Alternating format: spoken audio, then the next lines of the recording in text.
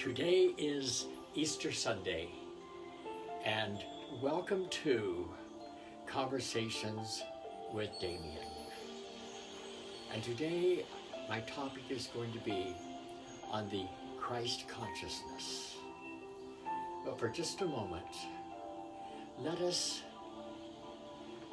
take a deep breath. Let us center ourselves. Let us come from a place of deep inside rather than our mind.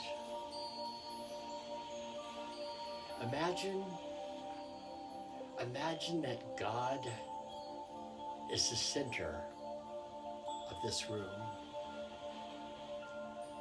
And imagine God being the center of the room filled with complete light. As you breathe deeply, imagine and feel the presence of love. Feel the presence of joy. Feel the presence of peace. Imagine that the center, the light of the world, is filling this room. And that light is known as the Christ, which is in us and our true selves. This light is the consciousness that Jesus remembered himself to be. For the name Christ is the enlightened one, so is Jesus the enlightened one. So Christ consciousness is the awareness of the presence of God that is at the heart of every creation, every atom, every being,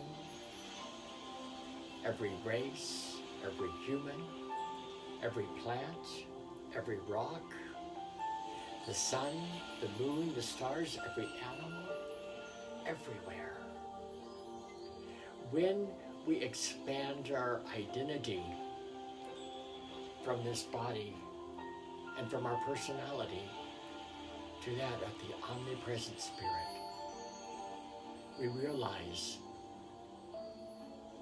this consciousness of Christ to be everywhere, all throughout the entire universe.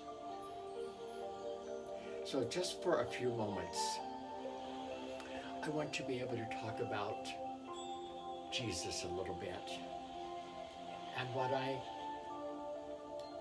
learned from Jesus. Now, many times I refer to Jesus as my elder brother because that is exactly how I see Jesus the Christ. But in the book of John, the 8th chapter, it says this: but Jesus went to the Mount of Olives.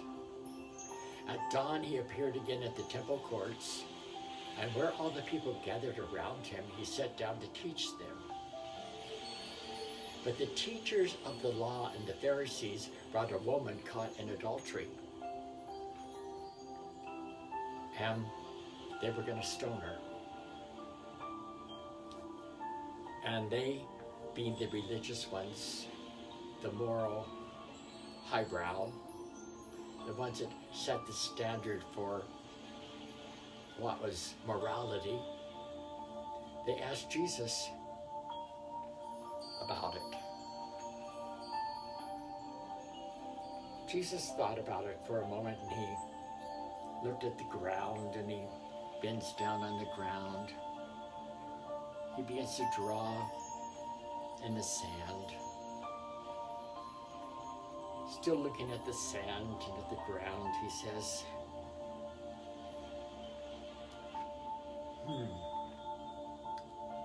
you who are without any sin, you cast the first stone. And he's still writing in the sand. And after a few moments, he looks up and he says to the woman, he said, where did those men go? They had left. And he said, go, neither do I condemn you. And then there was the woman at the well, the Samaritan woman. She was of a lower class, let's say. She was what they might call the dogs, okay? It seems like every generation has had the people less than that were viewed not as good as others, and she was like one of them. But she went to the well to draw from the well water, and the man that she was sleeping with wasn't even her husband. In fact, the last several men she'd been sleeping with weren't even her husband. Kind of sounds like me in parts of my life. And Jesus sensed that she was thirsting for more than the water, that she was thirsting for a life that had meaning, for a life that had purpose. And he didn't say to her, you being such a slut all over the place doesn't really work for you. He said, I want to show you a life with purpose. I want to show you a life that you will have a living water inside of you, that you won't thirst like you are. And then there was Zacchaeus, good old Zacchaeus, a tax collector that was a little bit on the shady side. He's up in the trees and he wanted to see Jesus as he walked by. Jesus says, Zacchaeus, come down out of here. I'm going home with you today. And then there was Jesus, who was the friends of Mary and Martha, and their friend Lazarus, their brother had died.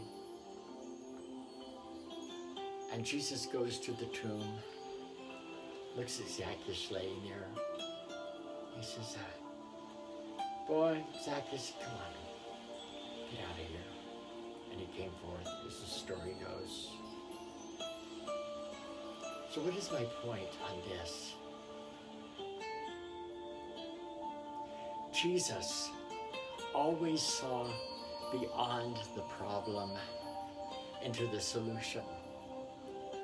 The woman caught in adultery, he did not say, no, no back seat of the car anymore. He said, woman, neither do I condemn thee. Just go on your way. Sin no more. The woman at the well is the same story. He always saw beyond the problem into the solution. And that's one thing when I'm talking about the Christ consciousness today, of seeing God at the heart of everything in all creation. Do you know, in Matthew, the 21st chapter, they said, which of the two of you did the will of the Father? They asked Jesus. The first or who? And Jesus said to them, well, this is what I have to say to you. The tax collectors and the prostitutes will get into the kingdom of God before you. Astounded at their righteous clothing and their not doing this or not doing that, they were taken back. But Jesus went on to say, for John came to you in the way of righteousness, and you didn't believe him.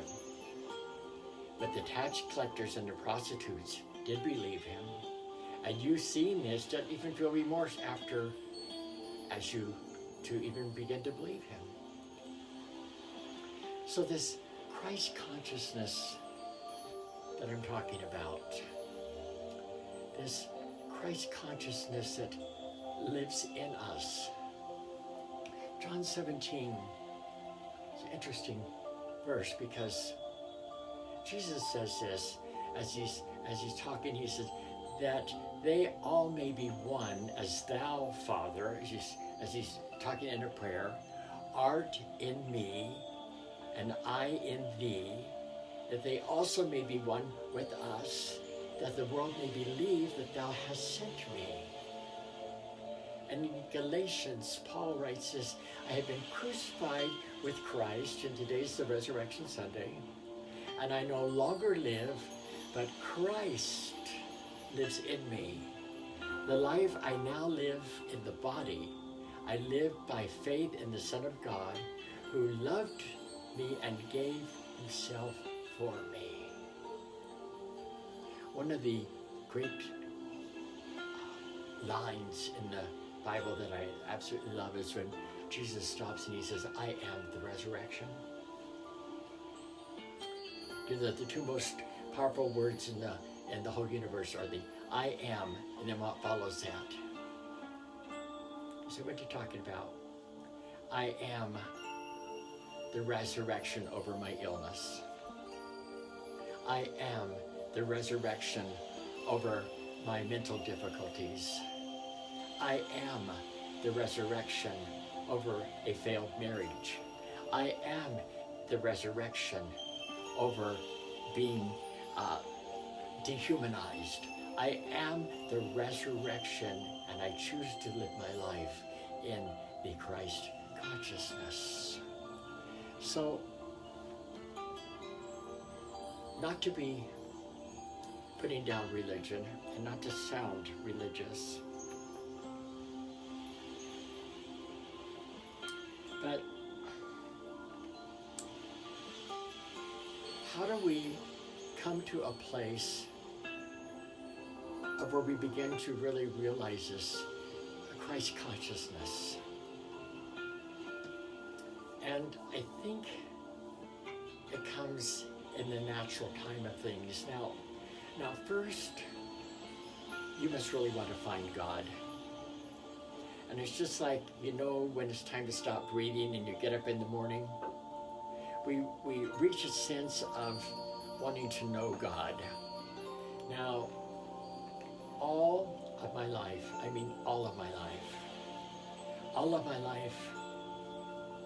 wanted to know God.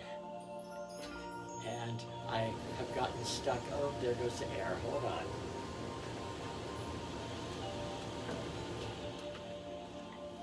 Little difficulty, but we all need air, especially here in Palm Springs when it's 100 degrees.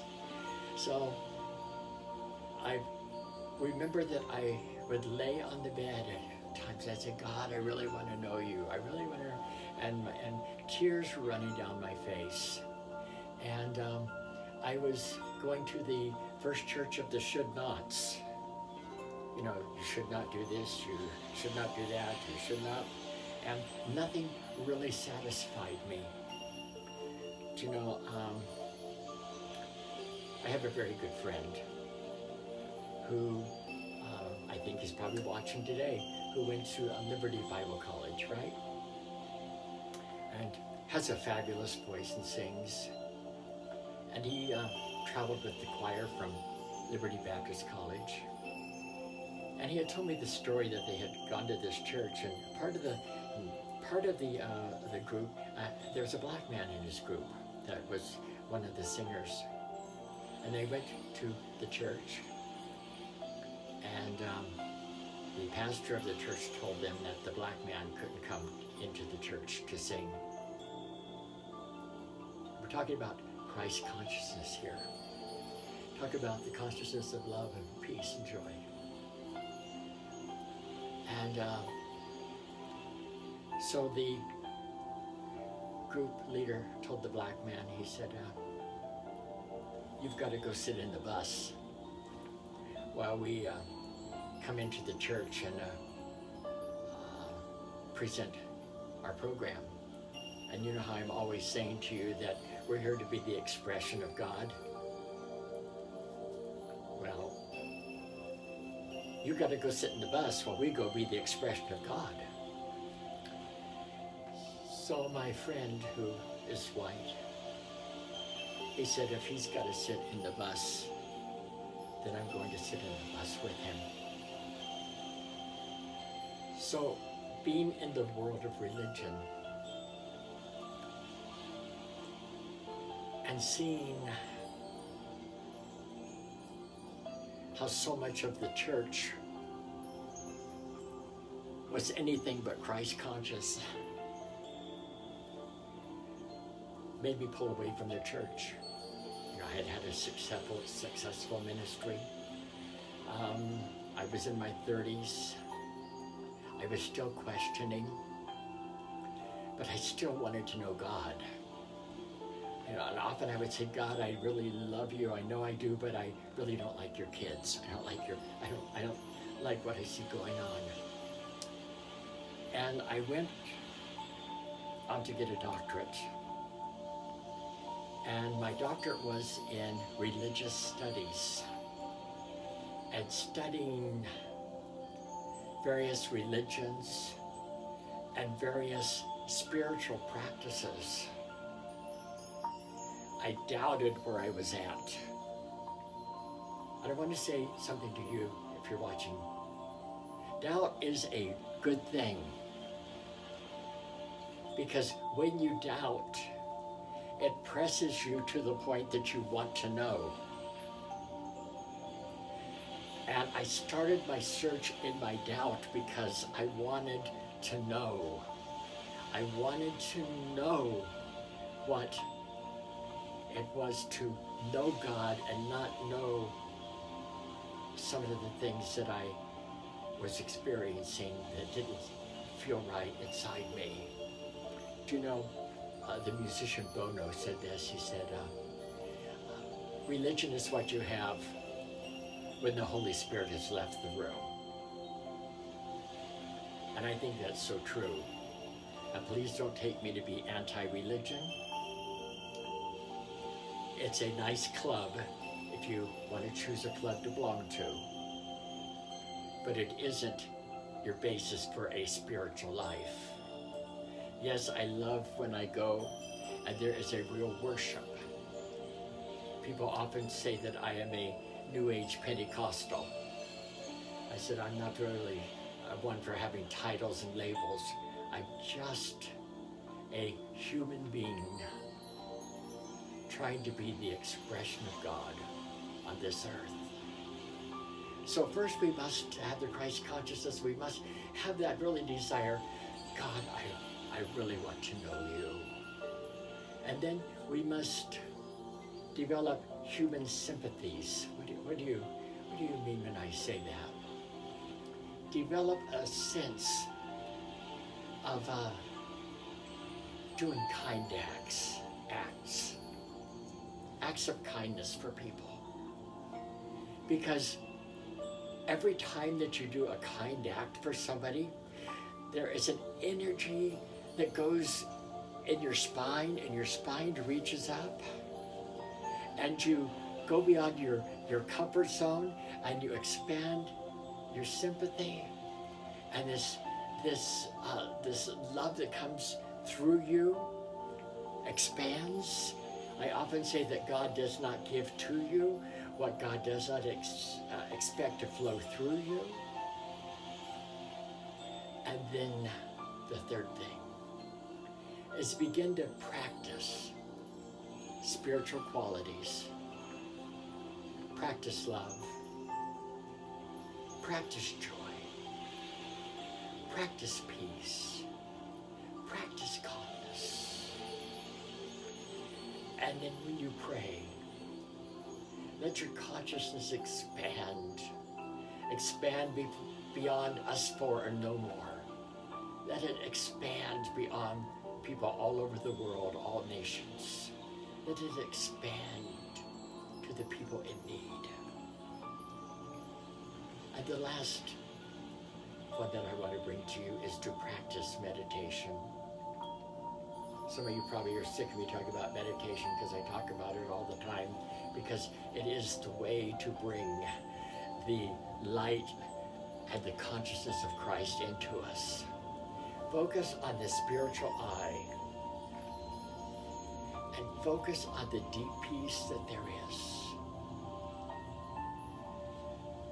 Focus on your breathing down into the soul part, the Christ part of where you are that dwells within you.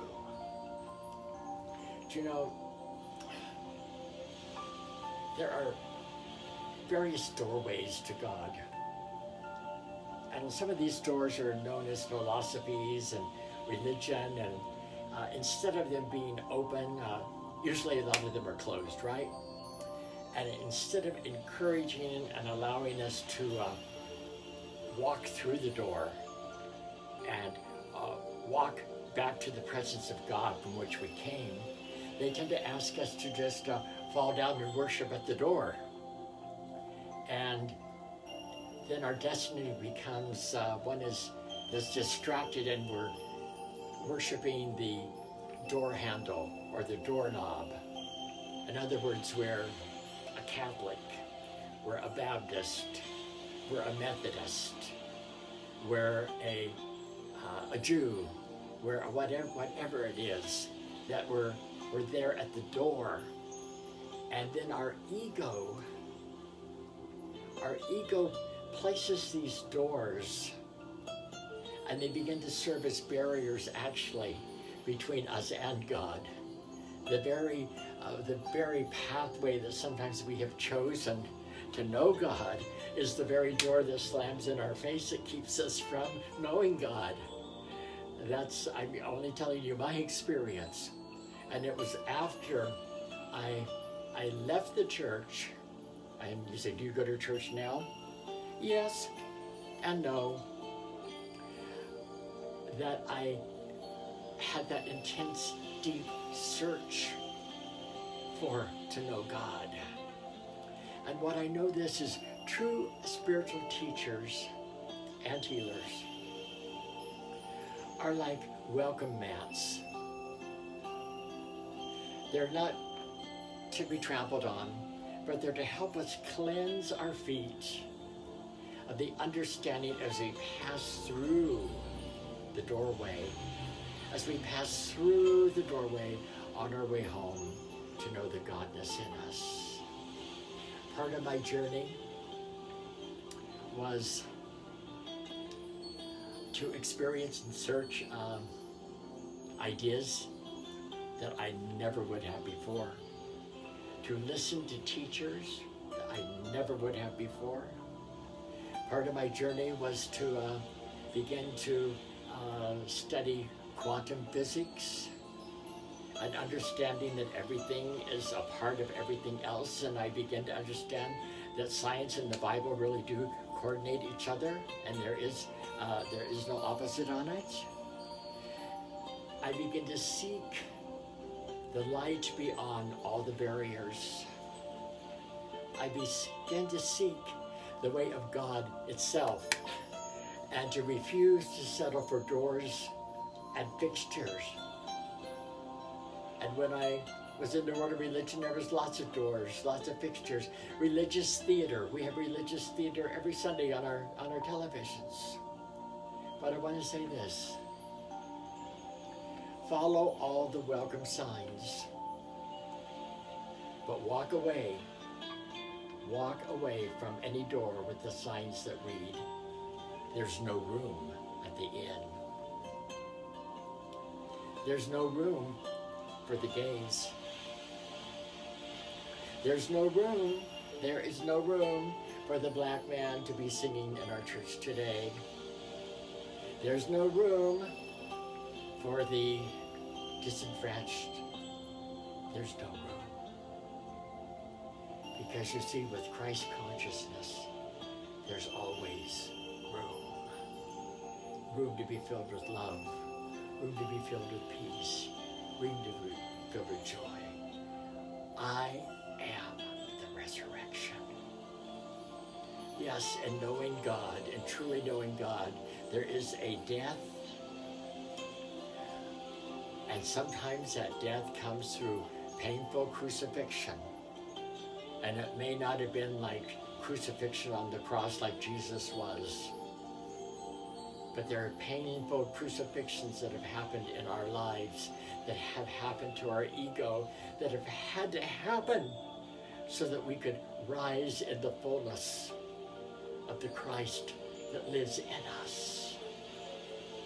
So today, as we prepare our consciousness and our mind and our heart, our body, our spirit, and celebrate spiritually the resurrection of Christ, that Christ, who is the pure reflection in creation, let Christ dwell within us. Let us be conscious of the indwelling Christ in us today. And so it is. I believe that next Sunday I'm going to start speaking to you briefly on the chakras, the different 7 chakras we have. For the way the body is set up is like transmitters that come to us, that we transmit the divine energy. We transmit that divine consciousness in us to different chakras in our body.